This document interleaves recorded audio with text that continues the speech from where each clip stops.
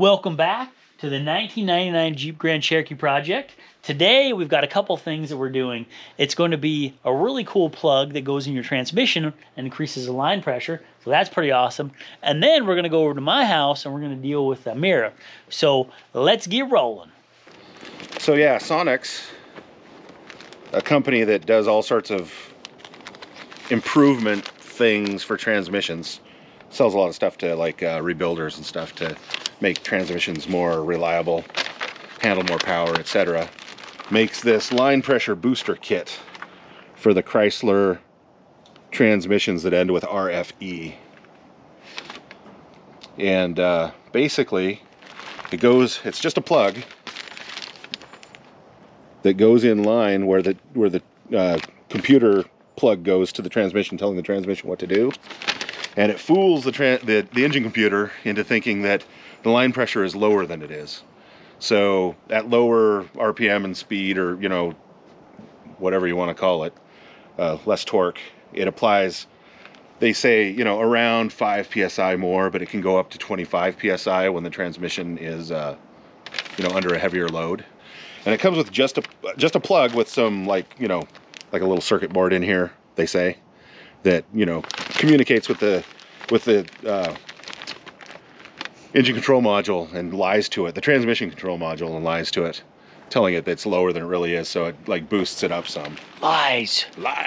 But in a good way. And it comes with a spring too that actually goes into the valve body. You can see like a picture there of where it goes on the valve body, but you have to like pull the transmission pan and pull the valve body off and stuff to change it out. But Sonnax says that that's not necessary unless you're in there already. It just helps it a little bit more, but So what is the value of higher line pressure? Like, why would we want to do this if you can? Well, in the transmission, when it's doing certain things, everything's controlled, not controlled, but everything's like applied with hydraulic pressure. So when your clutches apply, they have line pressure actually holding them in place. And if the pressure is a little lower, or your transmission clutches are slightly worn, or maybe you've beefed up your engine to have more torque, it can cause slippage in those clutch discs. And so this lies to it and applies a little bit more pressure, so it makes your clutch discs probably live longer, which is cool. And some people claim you'll feel it in the shifting. It's a crisper shift. Yeah, we're going to certainly test that. So we're going to attempt to do this. Well, I'm going to attempt to do this without jacking the Jeep up. I think I can get to it because of this. It looks like this plug goes in horizontally, down low somewhat. Vertical, horizontal. I had to think about that for a second. I don't know what. It's a dolphin. Really? I don't know. Maybe. Maybe. Okay. All right. Let me get under there and see what I can find. Let me see if I can show you under here. It's gonna be a little tight. I hope you're not claustrophobic. I'll let you go in first. So that's it. There it is, right there. See that guy right there? That's what I think we have to take out. It's a little tight in here.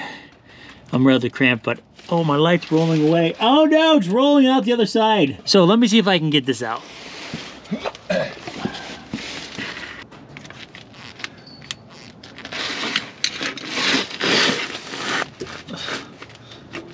Got it. Holy smokes. You got it? I got it. What do you mean? You usually say good and I correct you because oh, it's an adverb and you're using an adjective. Okay. Well, let's try to plug this back in.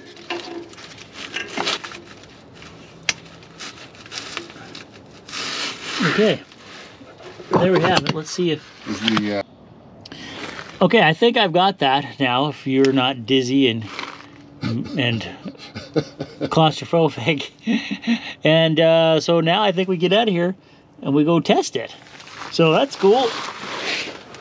All right, test drive time. Oh, well, we passed the first test. That's a good point. The car's moving. And it's raining, so we did this just in time. And I guess rain's better than snow, but that's still pretty lousy, so...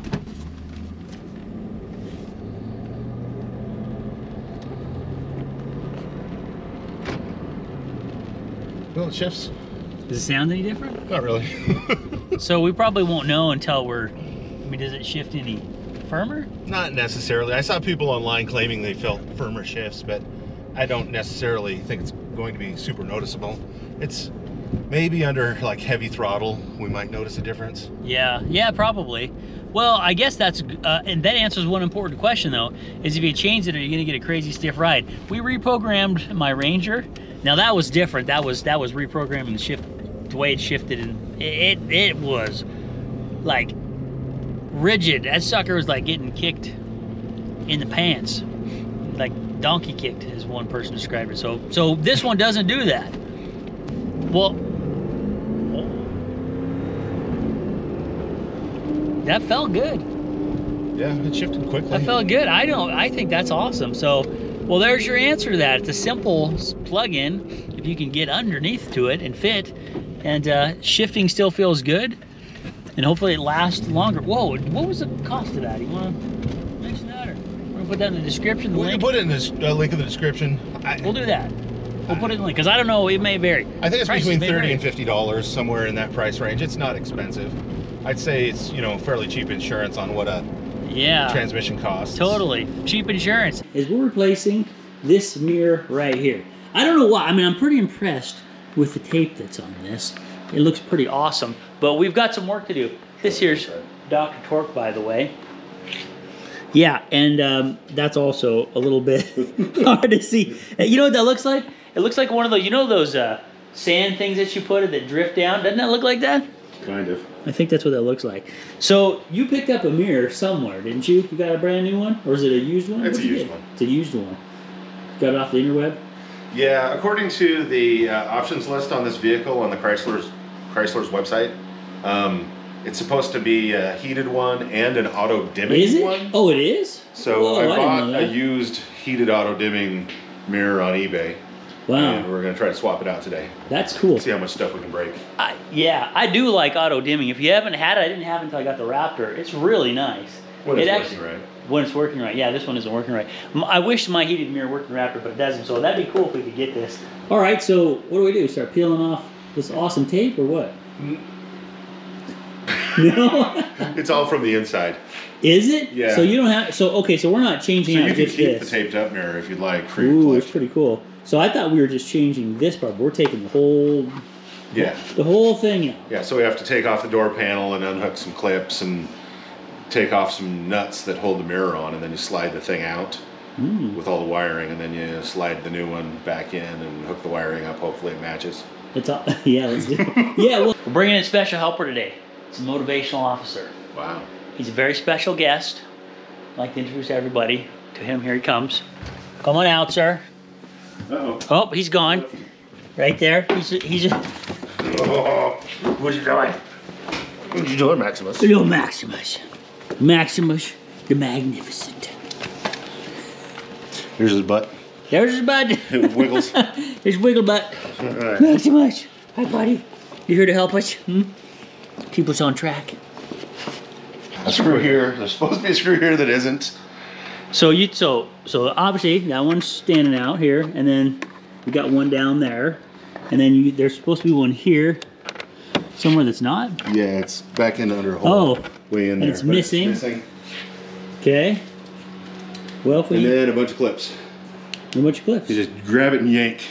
Yeah, I don't. Yeah, it's yank. Designed to just be pulled off under a little bit of pressure. Okay, so some tools. Nice job. You just start yanking. Start yanking. This is the scary part when you don't know how it comes apart. Okay, wait. We can see one here. Look. Okay, so that does just pop in. So these should be. Those are actually pretty. Yep. There's another one. We're good to go. Okay. Okay, so that's right there. Yep. There we go. Okay. Go ahead and pull that. There we go. Beautiful. Beautiful. Beautiful. Okay. So this is cool. So now we have this foam here that's stuck on. It's actually covering the nuts that we need to get off. Is it really? There's 3 nuts. Okay, those last of the 4 bolts, you can see how this is getting. 3. Last of the 3 bolts, I think I said 4 because there was a spare that came with the other one I was holding. And that's what's in the pan over there. But 3 that you take out, okay? Where did you put that thing? Oh, way over there. Yeah. So you didn't have to take that foam out. That's great. So Well, so far, we still have to push this plug through. So Let's see what the plug looks like. That's a good idea. It's always helpful if you have a replacement part, use that. It's so wonderful to see what it looks like. Like right now we go, I don't know what that looks like. Well, we can look in here and that's a pretty typical, like looks like the same kind of plugs that you'd use on the firewall. So that should just pop through. Wire harness, which would make it easier. What was this? Little. Is that the piece of the broken? No, switch? It's like a piece of space or something. Man, I gotta say, for a 1999 vehicle, this thing had a ton of options. We got heated seats. You have heated steering wheel? No. No, but that's okay. My 2013 Raptor doesn't have a heated steering wheel. It's stupid. It's stupid. So, but it's got a lot of power seats, power mirrors, which is not totally uncommon, but the auto dim, it's a pretty cool rig. So now we need to slide this in. Yep, through. And you're done. Bob's your uncle. You just let it hang from the outside and flop around. Oh, so you do got a little bit of slack there. I was worried there wouldn't be any slack there on there to be able to. You're. I probably am slacking. So. He's your uncle, duh. That's true. You're the one that said it. That's right. I did just say it. Duh. Well, here we go. Finished. Somebody just has to lean on this and run outside. One thing you can do that Tom just noticed is you can see that grommet on the side, right? So you could like. You can see that it's through all the way around. Just double check that and make sure it's not pinched or anything.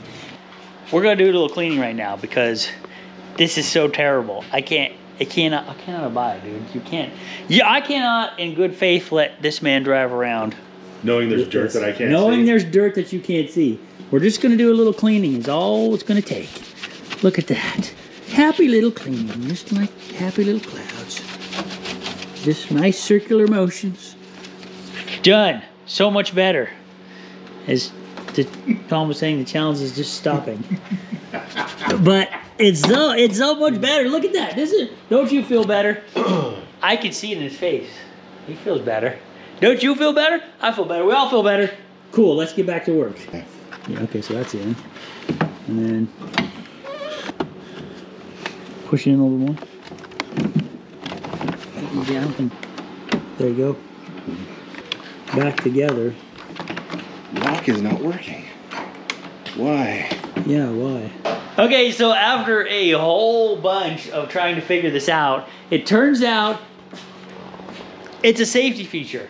If the key is in the ignition, it won't let you lock because it would unlock. And then we tried the other side, and it wouldn't work.